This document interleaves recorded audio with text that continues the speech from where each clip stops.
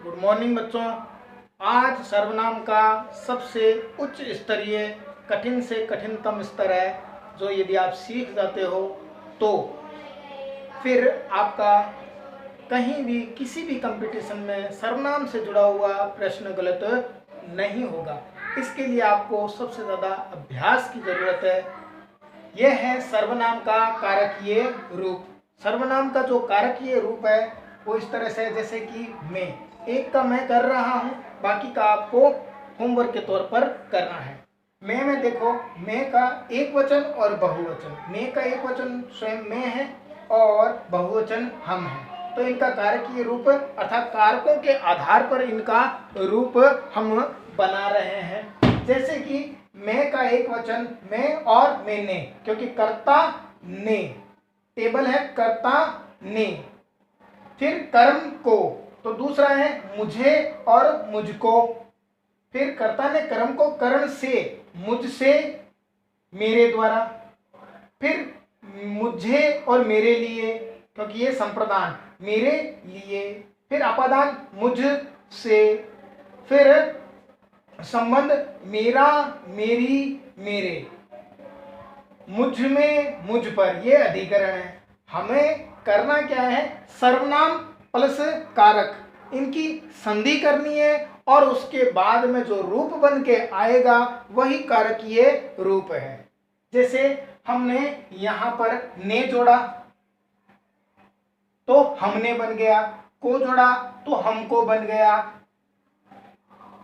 के द्वारा जोड़ा तो हमारे द्वारा बन गया, से जोड़ा तो हमसे बन गया, संप्रदान के लिए जोड़ा तो हमारे लिए बन गया, अपादान का से जोड़ा तो हमसे बन गया, और संबंध का रा रे री जोड़ा तो हमारा, हमारी, हमारे बन गया, और अधिकरण का में पर जोड़ा तो हम में, हम पर बन गया। इस तरह से ये कारकीय रूप बनता है। आपको जो कठिनाई आएगी वो मैं पहले ही लिख दिए मैंने, कि तू का एक वचन क्या होगा, तू का एक वचन तो स्वयं तू और बहुवचन होगा तुम। आपका एक वचन भी आप है, बहुवचन भी आप है, क्योंकि आप शब्द अपने आप में ही बहुवचन है, क्योंकि आदर सूचक शब्द है आप, और आदर सूचक जो शब्द होता है वह हमेशा बहुवचन ही होता है। तो इसका बहुवचन रूप नहीं बनेगा, एक वचन रूप ही बनेगा, क्योंकि आपका प्रयोग हम एक व्यक्ति के लिए भी करें तब भी और अनेक व्यक्तियों के लिए करें तब भी आपका बहुवचन रूप स्वयं आप ही होता है।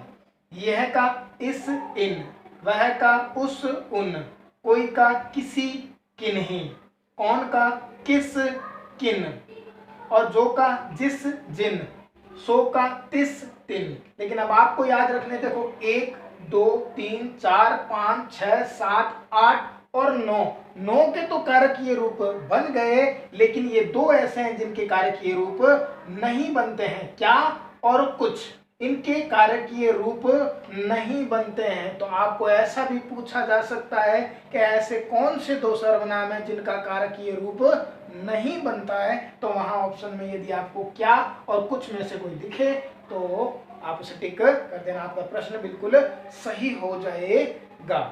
पिछले वीडियो में जब हमने बनाया था उसमें पूछा था ऐसा कौन सा कारक है जो सर्वनाम में प्रयोग नहीं किया जाता, तो वह है संबोधन कारक। संबोधन कारक प्रयोग नहीं किया जाता है। कई विद्यार्थियों ने सही उत्तर दिए भी हैं, उनके लिए बहुत बहुत बधाई। आपका जो पढ़ाई का स्तर है वो बहुत अच्छा है। यदि ये वीडियो पसंद आया हो तो इसे लाइक करना, कमेंट करना, शेयर करना।